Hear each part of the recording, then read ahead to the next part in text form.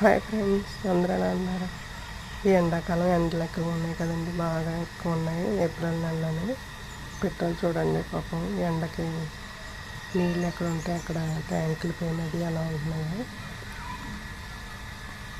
Evening 5 o'clock అయిందండి.